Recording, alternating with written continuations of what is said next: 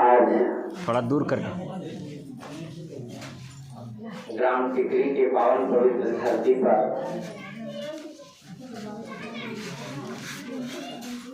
आप सभी गुरु भाइयों से मिलने का सौभाग्य प्राप्त हुआ और लंबे अरसे के बाद शिव गुरु चर्चा परिचर्चा में भाग लेने का सौभाग्य प्राप्त हुआ।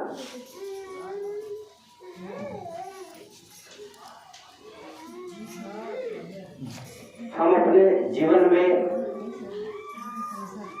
शिव को अपना गुरु बना करके लंबे काल से चलते आ रहे हैं। जब किसी भाई ने बताया कि महादेव गुरु हैं, जिस समय मैं शिव को अपना गुरु बनाया था उस समय परिणाम क्या होता है, गुरु दया कैसे करते हैं, शिव की चर्चा की जरूरत क्या है, उस समय नाफे और घाटे की सौदा को लेकर के मैं नहीं चला था। सारे रिश्ते जैसे चल रहे हैं घर परिवार का, दोस्त का, वैसे महादेव गुरु है अभी रिश्ता चल रहा है। जब अन्य रिश्तों से कोई सिका गिला नहीं है तो महादेव गुरु है, थोड़ी बहुत दुख भी आएगी तो इसका ठीकरा मैं उनको फोड़ने उनके माथे पे जाऊंगा नहीं, और मैं कभी कहने जाऊंगा कि हे महादेव मैं दुख में हूं या फिर शिव को गुरु बना लिया तो अब दुख आए ही नहीं। मैं शिव का शिष्य हूँ, मुझे जितना दुख दे महादेव, कितना तुम दुख देंगे, संसार से तो सबको जाना है, दुख तो आते जाते रहेंगे। दुख से बचने के लिए शिव को अपना गुरु हमने नहीं बनाया। हमने कहा जीवन में उत्सव उतर जाएगा, जीवन में परिणाम अगर लेना है, परिणाम के लिए नहीं निकले हैं, जीवन में आनंद के लिए निकले हैं, जीवन में उत्सव के लिए निकले हैं। आओ सारे सिकवे गिले भूल कर हम सब बैठ करके इतना दया मांगे, इतना गुरु की चर्चा करें कि कोई दुख ही न बच जाए हमारे आपके जीवन में। फायदे और नाफे का नुकसान यहाँ नहीं देखना। गुरु दया करेंगे, लेकिन अब तो गुरु है वो, सब लोग कह रहे हैं कि दया करते हैं, दया करेंगे ही, वो जाएंगे कहाँ? जीवन का जितना भी स्थिति लय है सब उन्हीं की कृपा से चल रहा है साहब। सब लोगों ने कहा, हमने भी कहा, सब लोगों ने इस बात को कहा कि उन्हीं की कृपा से सब कुछ चल रहा है। तो जीवन में सुख आए कि दुख आए, अब इसकी भी मोल तोड़ नहीं रहा बंधु। महादेव गुरु है, यह इतना ही काफी है कि हम जैसे व्यक्ति उनका शिष्य हैं। कहते हैं कि जन्मजात टेढ़ा चलने वाला सांप भी को भी शिव ने गले में स्थान दिया। हर जगह पात्रता खोजी गई कि आपको अगर शिष्य बनना है तो आपके अंदर पात्रता होना चाहिए, आपको झूठ नहीं बोलना होगा, आपको मुर्गा नहीं खाना होगा, आपको इन नियमों का पालन करना होगा। लेकिन जब महादेव गुरु हुए तो किसी ने ये बात नहीं कहा आप चाहे जैसा भी हो आप उनका शिष्य बन सकते हैं। यह लाइन बहुत बड़ी लाइन हो जाती है अध्यात्म की दुनिया में कि आप चाहे जैसा भी हो, जगत गुरु महादेव है, जगत के एक एक व्यक्ति को उन्होंने स्वीकारा है। किसी को नहीं कहा है कि मैं साहब श्री हरिंद्रानंद जी को चुनूंगा और इनको छाटूंगा। वो सबको चुनने का अधिकार है, वो सबको प्यार करते हैं, वो सबको दुलार करते हैं। अब यह पैमाना ही नहीं रहा कि वो किसको पसंद करेंगे और किसको पसंद नहीं करेंगे। सब तो उन्हीं के हैं, सब तो उनके प्यारे ही हैं, सब उनके प्यारे। सिर्फ हमको आपको सजग होने की जरूरत है, हमारे आपके अंदर यह भाव जगाने की जरूरत है कि हे महादेव हम आपके शिष्य हैं, आप हमारे गुरु हैं, मुझ पर दया करिए।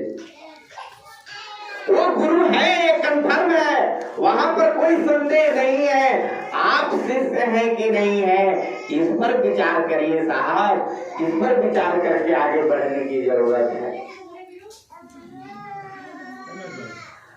आपके अंदर परम भाव है, आप मेरे से ज्यादा समझदार हैं, आप समझते हैं,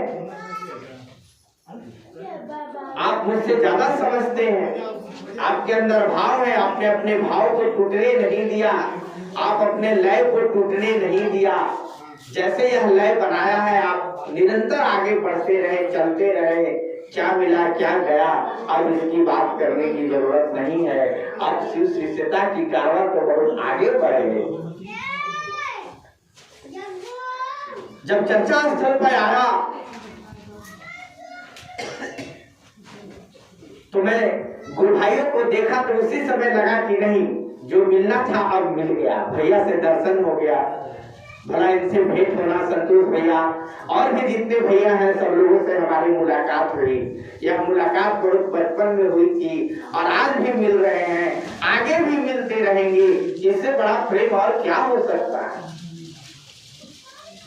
प्रेम को बांट करके आप बढ़ना चाहेंगे, आप जितना भी है सब कुछ आप बांट लिए, लेकिन आप प्रेम को न बांटे। प्रेम को अगर आप नहीं बांटेंगे तो आपको निश्चित है कि गुरु दया करेंगे ही करेंगे, क्योंकि उनका काम ही है कि वो दया करना, वो दया करते ही है। नहीं दया करेंगे तो चलेंगे कैसे हम, आप उनकी दया ही है तो आज हम आप बढ़ रहे हैं। हर सांसों पे उनका अधिकार है। इसलिए हम मनुष्य को यह बात जरूर समझना चाहिए, बुझना चाहिए कि हम एक ना एक दिन इस बात को समझ लें और लोगों को जोड़ते चले। कवन बहना हो भजन शिव राम के, आप निश्चित रूप से इस कारवां में बढ़ते रहें, एक ना एक दिन उनकी दया आपके ऊपर बरस ही जाएगी। 10 वर्षों से 20 वर्षों से शिव का शिष्य है भैया, अभी तक भेद नहीं गिरा, अभी तक बड़े छोटे का भाव नहीं गया। साहब श्री हरिनारायण जी ने कहा था कि 10 वर्ष अगर डॉक्टर के साथ आदमी रह जाता है ना, तो कम से कम सुई लगाना तो सीख ही जाता है। जब शिव ने किसी को नहीं बांटा, उन्होंने कोई भी भेद नहीं किया, जहां सारे विभेद गिर जाते हैं जी, वह परम सत्ता के चरणों में जाने के बाद यह विभेद भी हमारे आपके अंदर बड़े का छोटे का आरोप प्रत्यारोप से आगे बढ़ करके गुरु की बात करनी है, गुरु की चर्चा करनी है। आप लोगों से प्रेम खिलाएं, प्रेम ही दिखाई देता है। वो सारे सूत्र तो यही सिखला रहे हैं। दया कब आपको मिलेगी, जब आप दया का पात्र बनेंगे। जो दिखाई दे रहा है उनके नजरों में दया का पात्र आप बन जाए तो जो दया तो आपको मिलेगी।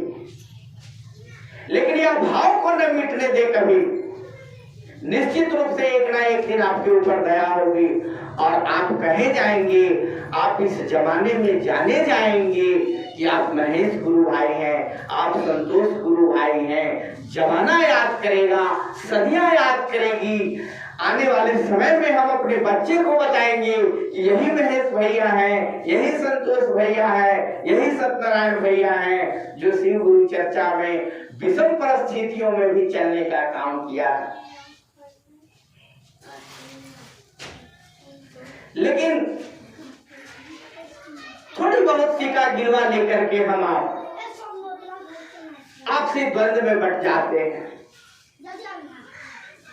फिर भी मुझे कोई सिक्का गिला नहीं, कम से कम लोग कहेंगे तो, लोग समझाएंगे तो, लोग बताएंगे तो, जाएंगे कहाँ? वो भजन, वो चर्चा, वो सब आपको एक ना एक दिन जगाएंगे ही जगाएंगे। अपनी कोई पहचान नहीं हमारी, लोग तो इसीलिए जानते हैं कि आप हिंदू है। आप तो शिव चर्चा करते थे, आप गुरु भाई हैं जो शिव चर्चा में हम आपको बहुत जगह देखे हैं।